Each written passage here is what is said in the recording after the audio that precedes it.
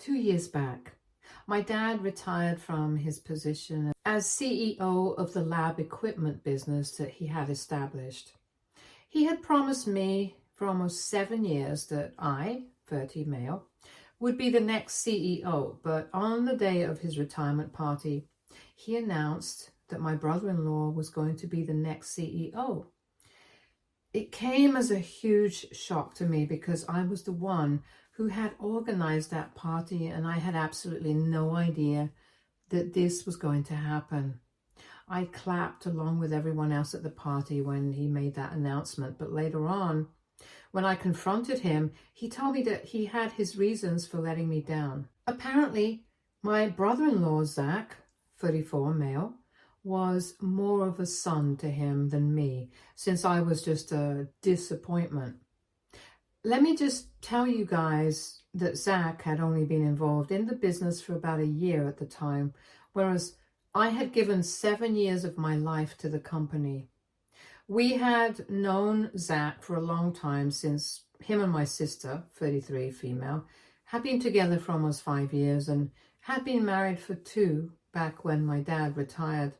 I had worked with him and he was a good guy from whatever I had gathered, but I still couldn't come to terms with the fact that my dad thought this guy was more of a son to him than his biological son. When I asked him to elaborate how exactly I had disappointed him, he said the most asinine thing that I could imagine. And it was then that I lost all respect that I had for my father. He told me that it was a very difficult decision for him to make, but eventually he would have to do what was good for the company.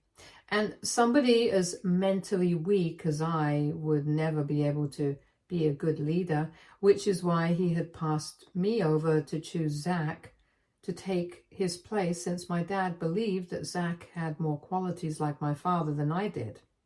By calling me mentally weak, he was referring to the fact that I had been diagnosed with a general anxiety disorder, and I had made the mistake of telling my family about it a couple of months before my dad retired. While I was having dinner with my parents one night, I accidentally dropped a small container of anti-anxiety pills that had been prescribed, and then I had to explain it all to my parents. My mother was quite fine with it, but my father is not exactly a huge believer of the importance of mental health. He thinks that being tough is the solution for everything, and after I told him that I had anxiety, he started having less faith in me. I feel like I should mention that my anxiety had never affected my quality of work, and I had never allowed it to get to a stage where it would make me less capable of being able to lead a company. And I'm pretty sure that a lot of people in upper management positions probably do deal with anxiety. It can't just be me, and I'm sure that they are able to deal with their anxiety without letting it get in the way of their work. But my dad told me that I had disappointed him by making excuses for my weakness and even resorting to pills for all of this nonsense. And so after a lot of deliberation, he had decided that Zach would be the perfect candidate to take over the company instead of me. He told me that if I wanted to leave, I was free to do so. But because he couldn't trust me to lead the company like he had, since I had already shown him that I was not strong enough, he was not willing to hand over the reins to me. It was not only what he had said, it was also the fact that he had led me to believe that I would be the next CEO, even though he had made up his mind about it well before the retirement party. It was really hurtful, and that night I left the party early and never spoke to my dad again because he had really hurt me. At the end of the day, it was his company, so he could choose whoever he thought was the best choice. And if he thought that my anxiety was going to get in the way, then I had to respect his choice. But I didn't have to stick around and tolerate this kind of disrespect. So I resigned, and within a couple of weeks, I started working elsewhere. The only person from the family that I have kept in touch with was my mother after my sister found out that I was resigning, because I was pissed that my father had made Zach the CEO instead of me. She chose to take that as a personal attack instead of trying to understand where I was coming from. She called me later on to come to my dad's defense, and we got into a fight, after which we stopped talking. For the past 2 years, I have not spoken to my father or my sister, and obviously, I have had no contact with Zach. Occasionally, I do speak to my mother and check up on how she's doing. We try to meet at least once a month, and every time we meet, she tries to tell me to make things right with my father, but I'm just not interested. And about a week ago, my mother called me and she was quite frantic. She told me that apparently Zach had been caught up in some fraudulent activities, tax fraud essentially, and had been arrested, and now even my dad was under investigation because of his previous association with the company. I thought that was very upsetting, but I didn't know what exactly she expected me to do about it.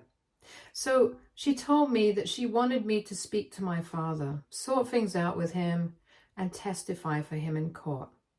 If it came down to it, since I had worked with the company earlier.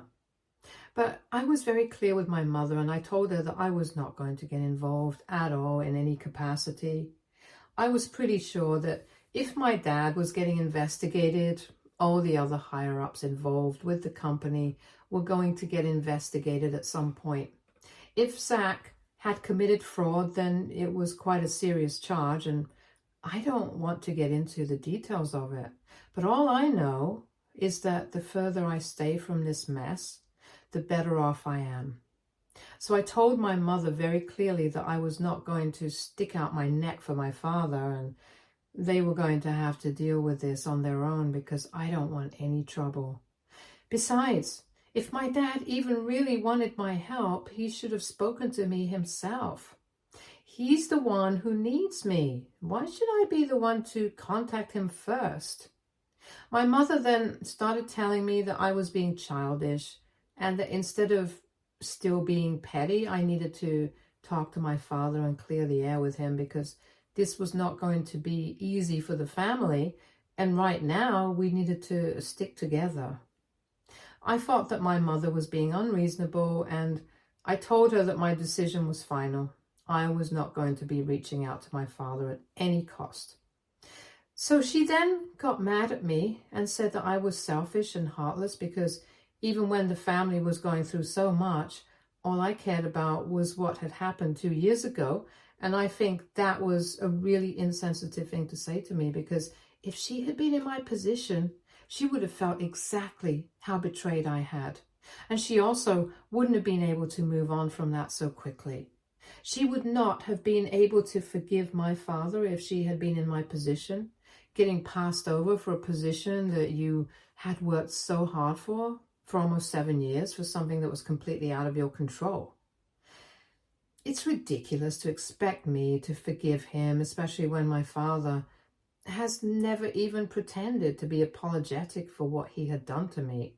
I don't think anybody can forgive a person who is not even sorry in the first place.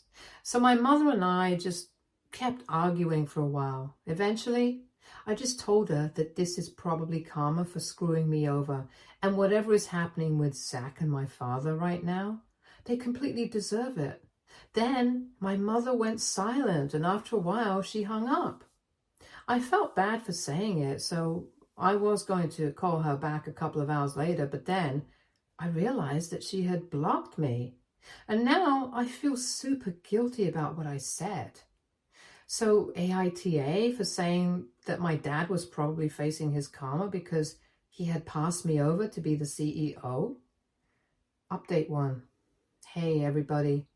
It has been 1 week since my mother blocked me and I haven't been able to get to her so far. I'm trying not to feel bad about it, but honestly, there's not much that I can do. She was the only person who was still in touch with me for the past 2 years, and without her, I feel really lost and alone. Obviously, I do have my friends to fall back on, and they are all here for me.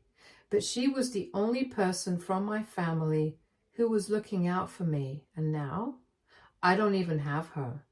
It's quite difficult coming to terms with this, and I really want to reach out to her, but I'm still going to maintain that I have not done anything wrong. I don't think that I said anything out of line because I really do think that this might be karma for kicking me out of the company over something that I had absolutely no control over.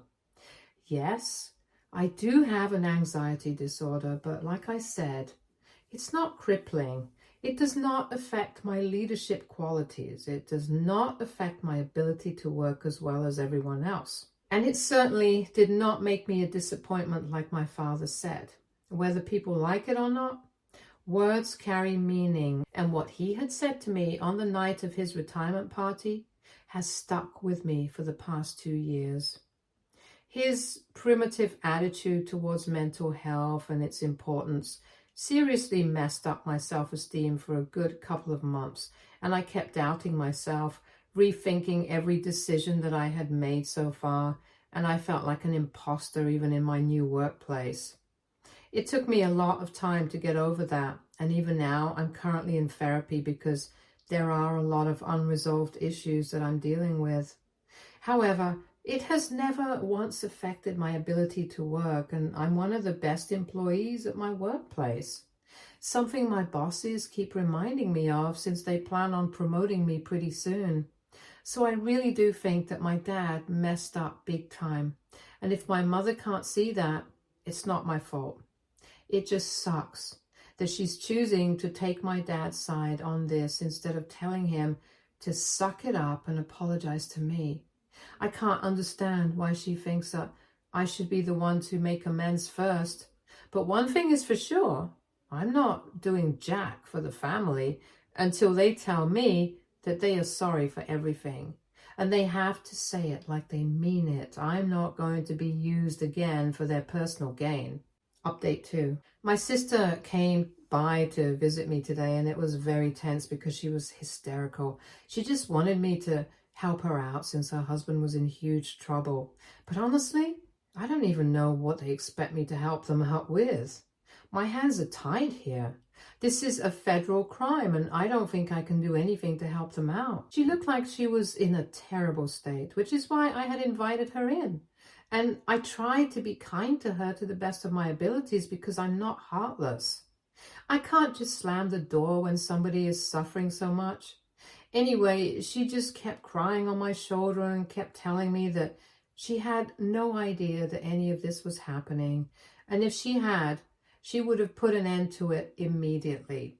She told me that she's really worried about what's going to happen with him, and she wants me to use my connections to bail him out. But I told her that unfortunately, I don't have any such connections that would prove to be useful here.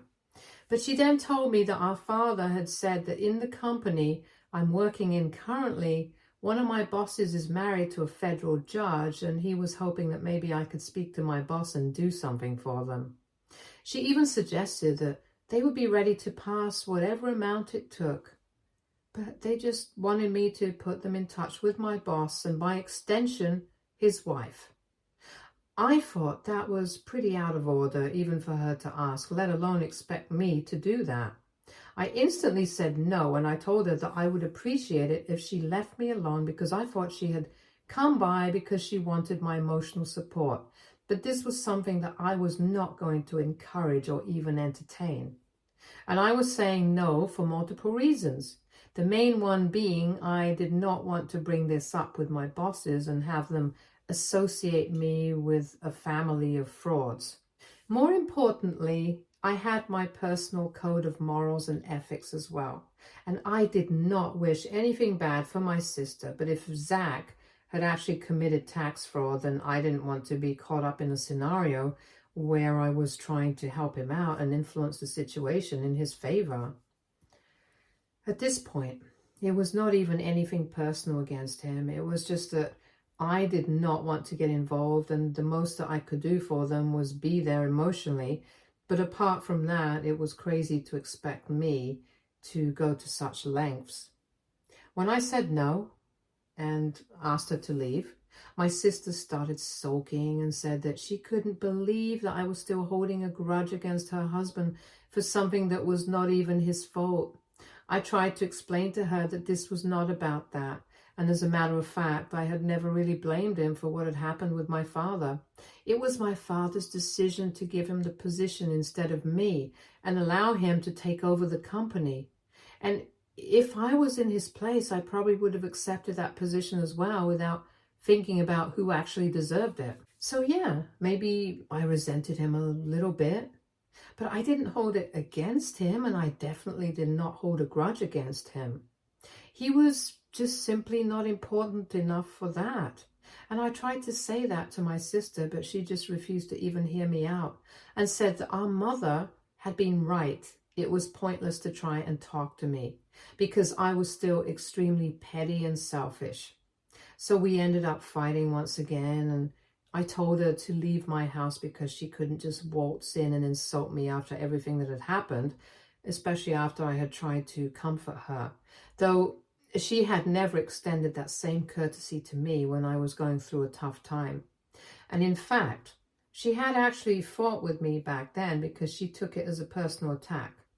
2 years later, she was still doing the same thing, so if anybody was being petty and selfish, it was my family. And that comment that she had made about our mother being right about me made me feel really bad because throughout the past 2 years, she had been the only one who was there for me, and now it felt like she had never actually been there for me at all. And it was all for show. I was already very hurt, and my sister refused to leave. She just kept standing there and said one hurtful thing after another. So it eventually came to a point where both of us started screaming so loudly at each other that I couldn't even make out what she was saying. We ended up cursing at each other, but then she finally left, and I feel terrible about everything that's going on. But at the same time, I feel like they deserve every bad thing that's happening to them.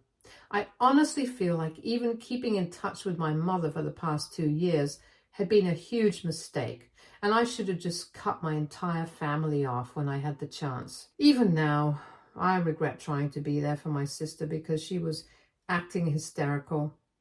They are definitely not worthy of my time or energy anymore, and they keep proving it to me again and again. But for some reason, I just keep finding it incredibly difficult to cut them out of my life entirely. I keep thinking about our childhood, how close we used to be, and my heart hurts to even talk about it now. All of this just genuinely sucks. I just wish for it all to be over soon. Update 3. Hey, so it's been 4 days since my sister visited and we got into that fight, and after that, nobody spoke to me for the next 4 days. I almost started thinking that they were going to leave me alone now, but today my parents finally showed up, and this time I had made up my mind that I was not going to let them in. I had already made the mistake of letting my sister in last time, and then we all know how that ended, so I was not going to repeat my mistake. They were standing outside the door, and I told him to leave because I really didn't think that I had anything to discuss with them. And they couldn't possibly have anything new to say to me that they hadn't already said, so we could just not waste each other's time and let this be. But my dad said that he was not here to ask me for any sort of help, but he was actually here to apologize to me because after a really long time, he had realized that he had done the wrong thing.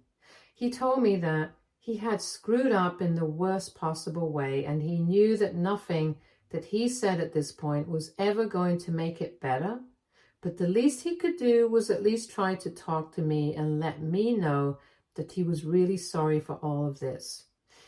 And I have got to tell you guys, that really took me by shock because I really was expecting him to show up and start yelling at me or something. We haven't spoken to each other after the night of his retirement party, and I still remember that he had called me a disappointment, and I don't think I'll ever forget. That was all that I was thinking about while he was apologizing, and when he was done talking, I told him that I was really thankful that he had come all the way here to apologize to me, but it isn't that easy for me to forgive him. He can't just apologize and expect everything to be fine just like that, especially when we haven't even interacted with each other in the past 2 years, and he has never made an effort to talk to me either. So I told him that I needed my time, and even then, I wasn't sure if I would ever be able to bring myself to forgive him. It wasn't even the fact that he had screwed me over 2 years back that was bothering me even now, but the fact that it took him 2 years and so much trouble to realize that he had not done the right thing and to finally come and talk to me. And that's what made me feel really sad. Even after that, I was just waiting for him to get mad at me and start yelling. But he just said that he was ready to wait for me to come around, and even if I decided never to speak to him again and did not forgive him, he would be fine with that as well. He said that 2 years back he had made a very stupid decision, and it was not that he hadn't taken my mental health seriously, it was that he had taken it a little too far. He explained to me that his father and all the men in his family had always been really rough and tumble, and he had been raised the same way. He had been raised to believe that what we had to do to get through life was just to fight, and everybody who claimed they had anxiety or depression or whatever, they were just weak, and they were making excuses for themselves and their weakness. And so when he found out that I was taking anti-anxiety pills, he started thinking that maybe I was not up to the task of leading the company. And he had built this business from scratch, so he couldn't afford to let that go to waste. It was his fear and paranoia that got to him, and he made the worst decision that he could have possibly made, which has led him to this situation. He then told me that after we stopped speaking, he was really mad at me and resented me for a couple of months, but then he started second-guessing himself and started reading more and more about anxiety and how it functions. And a couple of months ago, he started feeling like he might have some symptoms himself as well, and he was planning on reaching out to me to try and make things right, but then this fiasco with Zach came into light, and he was not able to do that. After he told me all of this, I felt really weird about the situation, and I still don't know how to feel about any of this, but at the very least, he has apologized to me. I know that after 2 years, it's not much, but to me, it means a lot. I don't know if I will be forgiving him anytime soon, and I really don't know if this apology was real or not, but I'm willing to at least think about it and give it a chance. For now, I just told him to go back home and I would contact him if I felt like it. And he respected that and went back after that. As for my mom, we didn't really get the opportunity to speak much today. She did apologize to me in the beginning for her behavior as well, along with my father. And towards the end of my conversation with my father, she told me that she was ready to wait for me to forgive her. She said that she might have reacted a little too quickly and a little too harshly instead of trying to understand what I was going through. She also said that she had spoken to my sister, and she also wanted to apologize to me on her behalf because she also thinks that she has treated me really badly in the past, but I don't think I'll be counting that as a real apology. My sister is an adult. She's a grown-up, and she can speak for herself if she wants to. If she wants to apologize, she's going to have to come to do it herself. And I can understand that she's just trying to deal with everything to do with Zach right now.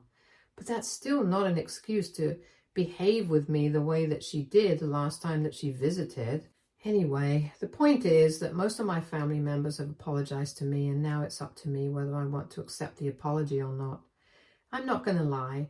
It's going to be a very difficult decision to make. I've spent 2 whole years of my life without any contact with any of these people, from my mother, of course.